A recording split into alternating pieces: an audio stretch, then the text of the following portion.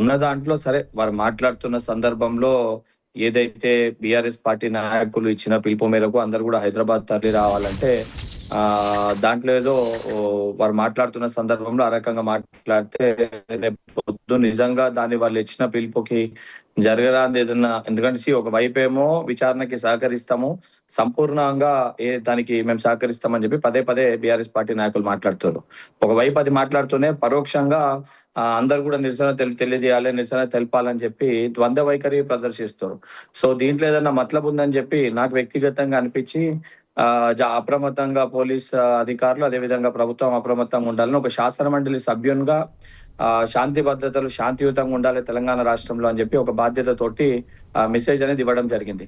At the same time సరే issue తప్పు చేసిర్రు తప్పు చేయలేదు ఏం జరుగుతుంది అనేది సిట్ విచారించక ముందే ఒక నిర్ధారణకు వచ్చేసి కేసీఆర్ గారిని విచారించడమే తప్పు, కేసీఆర్ గారిని పిలవడమే తప్పు, లేదా కేసీఆర్ గారిని నోటీస్ ఇవ్వడమే తప్పు అనే విధంగా ఏదైతే ప్రవర్తన ఉందో అది 100% తప్పని నాకు అనిపించింది.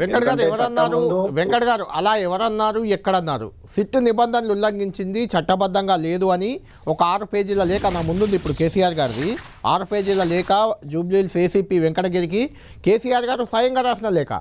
తనకు ఒక హక్కుగా ఉండే నిబంధనలు సిట్ ఉల్లంఘించింది, సిట్ అనేది చట్టబద్ధంగా పనిచేయట్లేదు, గతంలో సుప్రీంకోర్టులో ఇచ్చిన జడ్జిమెంట్లు కూడా ఇందులో ఉన్నాయి. కళ్యాణ్ గారు చెప్పండి. సిట్ విచారణ చేయనీకి కేసీఆర్ గారు లేఖ రాసిర్రు, కేసీఆర్ గారు వారికి ఉన్న అభిప్రాయాన్ని వారు వ్యక్తపరిచారు. కేసీఆర్ గారికి ఎట్లయితే అభిప్రాయం వ్యక్తపరచడానికి అవకాశం ఉందని చెప్పి మీరు భావిస్తారో, శాసన మండలి సభ్యునిగా, భారతదేశ పౌరునిగా, తెలంగాణ పౌరునిగా బల్మూర్ వెంకట్ కూడా నా అభిప్రాయాన్ని వ్యక్తపరిచే ఒక అవకాశం నాకు కూడా ఉంటది. ఓకేనా? వారు ఉన్న అడ్రస్ సంబంధించి వారు ఏ అడ్రస్ లో ఉన్నారో అడ్రస్ లో విచారిస్తా అని చెప్పి సిట్ చెప్పింది. ఏదైతే వారు అడ్రస్ మెన్షన్ చేస్తుందో అక్కడికి వచ్చి మేము చేస్తామని చెప్పి సిట్ అక్కడ నోటీస్ అంటించింది. ఇప్పుడు సహకరిస్తాము అని చెప్పి నిజంగానే సరే వారు అనారోగ్యంగా ఉండి వారు రాలేని పరిస్థితిలో ఉన్నారు అని చెప్పి భావిస్తే ఇతర మీటింగ్స్ కూడా వారు అటెండ్ అవుతారు కదా, హీస్ హెల్దీ అని చెప్పి బీఆర్ఎస్ పార్టీ వారి నాయకులే చెప్తారు కదా.